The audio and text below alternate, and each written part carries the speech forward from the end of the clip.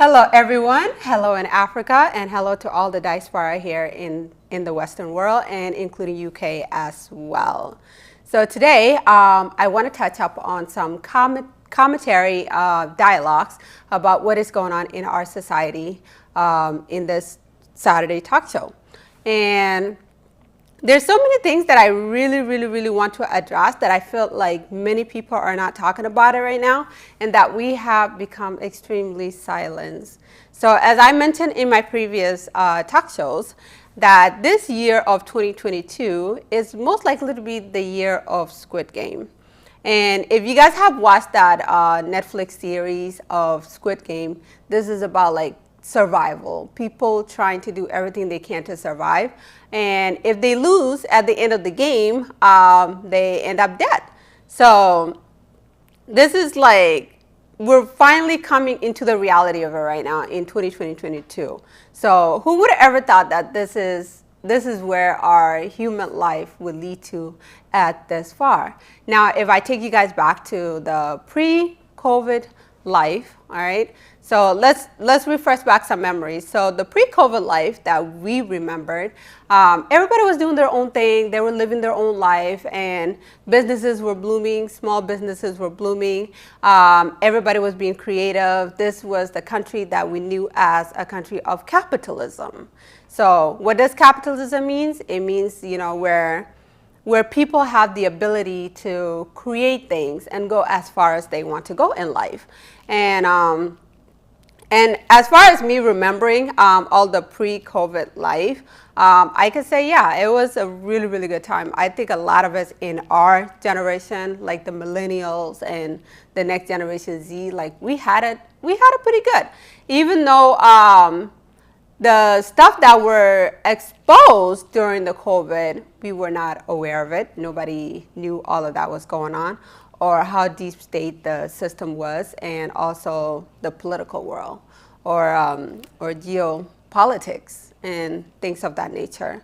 So with the COVID opening our eyes to a whole different society, it kind of makes you wonder a little bit, was this a plan? Was there something that was set up to stir up the humanity and to also divide us so that a bigger plan can be implemented in the near future? So if you think deeply into the theory and everything that has been happening so far, it really does lead to a lot of questions. And now in the year of 2022, people are still, you know, divided. People are still stuck in that world of, you know, I'm right, you're wrong, you're right, or whatever, the disagreements and the things that we go through in the past couple of years. Where before that, it wasn't like that. If somebody disagreed with you, they disagree with you, and they just share their opinions and their thoughts, and nobody would, you know, put you in nobody would demonetize you, or even social media, or even, you know, get upset or offended, you know. Maybe you guys will start sharing dialogues and start having debates, like what happened to all of those things. We don't debate anymore. We don't share our thoughts and our opinion anymore, even in our own disagreement as well. This is the time we had come to, like, people have become so sensitive, you know.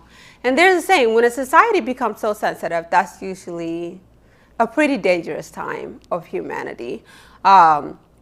So right now, in what's currently going on in the year of 2020 is the year of war, is the year of survival for humanity, and a lot of poverty are on a rise. So we're going to talk a little bit about the humanitarian crisis that is on the rise, and many countries that are also falling in the refugee crisis line as well. Now, with last year, the war broke out in Ethiopia, and that became a really huge target in all media mainstream, where many civilians were affected, and they were refugees in Sudan, and also being human trafficked in other countries in the UK. So a lot of these has gotten worse in overtime. And now what's going on in Ethiopia, or the war in Ethiopia, things have quieted down. So now the main hot topic that is going on in all media, nothing else in all media, is the Russian and the Ukrainian war. Now, as many other media outlets took it as a shock to the world, nobody expect this to happen. Nobody expect, a war to break out in UK, where it is still considered, a first world kind of a level. Where here in the United States, same thing is happening too. It may not be the physical war that you see in UK, but is the psychological warfare and our moral standards of where we are now that is happening here in the US as well. So this is like a sign of, things getting worse before they can get better, or just getting really, really worse. And we go back to the doomsday or the old days. So with the humanitarian crisis that is on the rise in UK, many Ukrainians have refuge in the neighboring countries, and some that are still left in the country are facing hardship as well, where there is no homes, everything has been destroyed by all the bombings, and also there is nothing left, everything is shattered. Those that are still standing are trying to recover dead bodies in the streets, so there's dead bodies everywhere, and also a search for food and water. And this is stuff we used to watch as a kid. You never imagined, this is what would go on in our world today in the year of 2022, in the year of technology, where half of the world are doing their own thing on social media, showing their good life, and while the 1/3 of the world or a little part of the world is literally fighting for food and fighting for water right now at this point. If you check on YouTube and some of the, if you've been constantly following on the media and the news, civilians are outside setting fires to cook their food and try to do as much as they can. So I can only imagine how bad it is over there. People just trying to, find food and water, and to, just to go from that life of having everything to having completely nothing is an absolute shock. It is. It's an absolute shock. And I can only imagine that, here as an American, putting yourself in that position, knowing you have a roof in your head, you have, your iPhone, where some of the people in the world are complaining about it right now with all the sanctions that's taking place. So imagine just going back many, many years. I can't claim how many years back I would go, but it's a dramatic change. It's a very dramatic change. Meanwhile, here in the USA, that I will touch on is we have lost our morals. Majority of our population here have lost our morals. Where many people are very convinced on lies and just feeding on lies.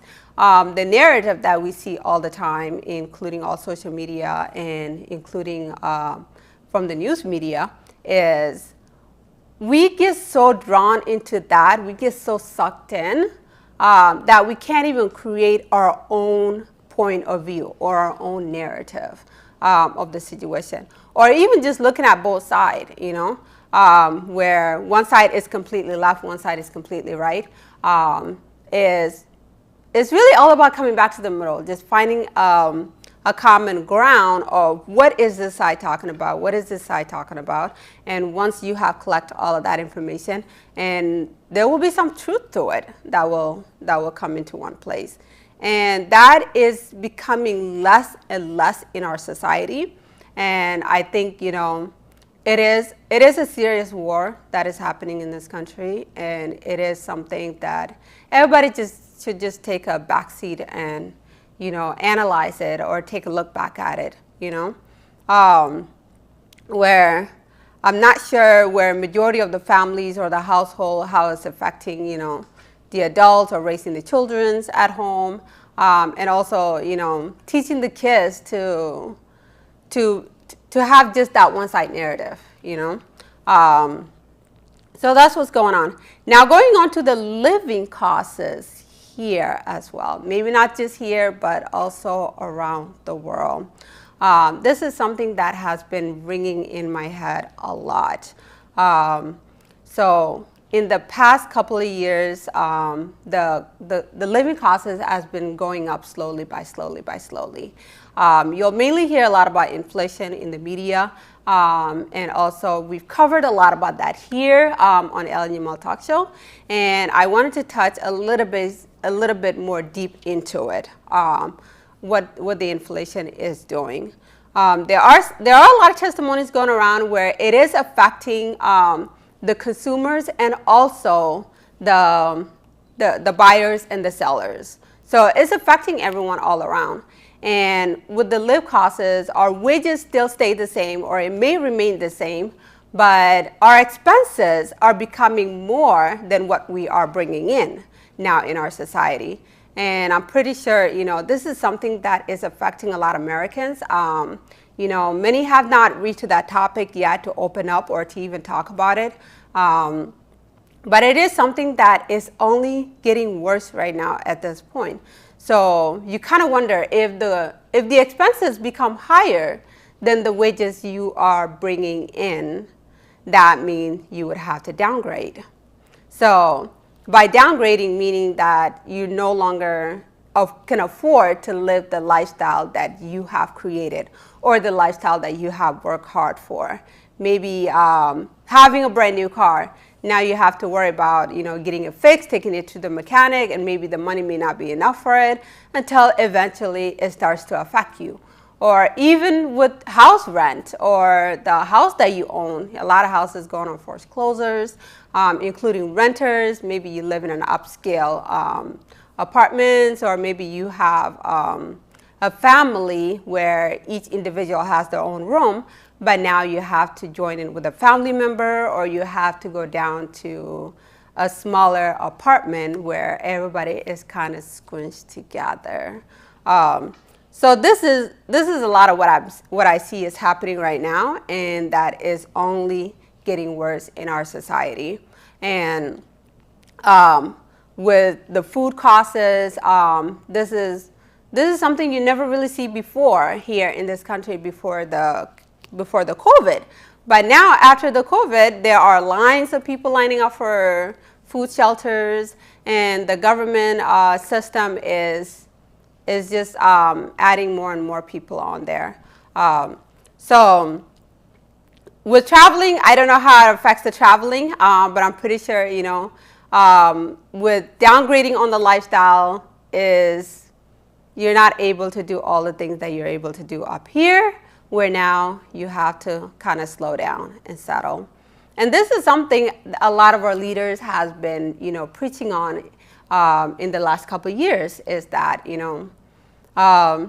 you'll just have to make the best of it. You'll just have to make the life of it. We Americans are pretty spoiled, and that maybe we need to cut down on a lot of things. And so now where does that lead us? How do we feel about it? So are we okay with it? Or, is this the right thing to do?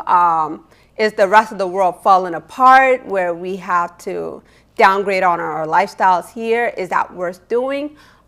Those are the things that I like to rise up, and in the near future we're gonna push a lot more on these topics to talk about our daily lives and things like that, because I'm pretty sure a lot of people are going through hardship, and they are going through a lot of these situations, but don't know who else is going through it as well. So when we share our testimony, it really helps. It really helps in how we can, be an encouragement to one another going forward in many hardships to come as well.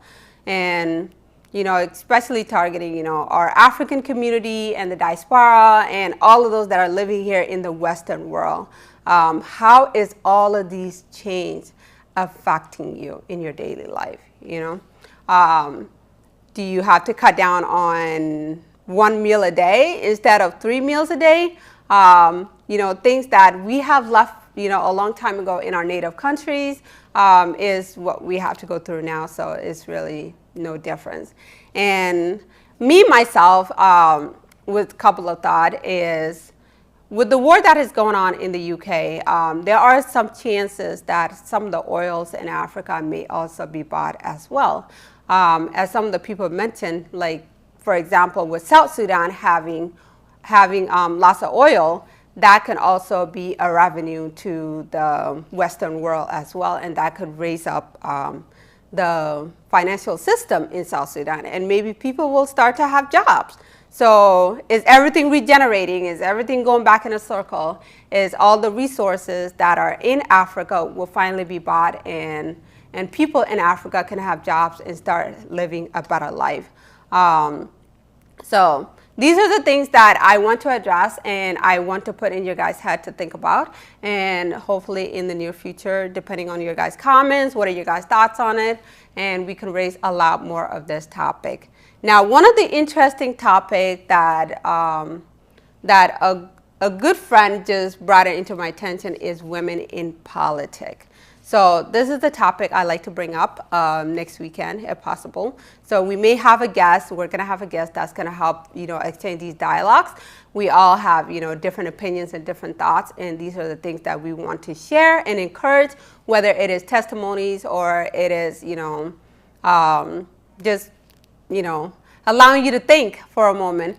So women in politics is one interesting topic. Whether you're a woman in politics in the Western world, how are you doing now in politics, especially with all the things that have been happening so far in the last 2 to 4 years, and also how it can relate to the women in politics in Africa as well, because in Africa is mostly men in politics, and I'm pretty sure the women that are in politics, there are a lot of challenges that they go through.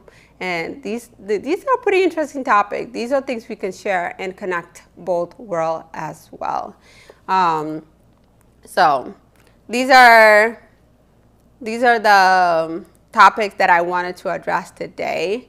So next weekend, we're gonna work on bringing a guest and keep bringing up one of these topics. And if there's anything interesting that causes your guys' attention, that should be addressed, that is going on in the world today, that is going to affect us badly or greatly in the next couple of years or in the future to come, best to nip it in the bud before it gets there. Have a wonderful week.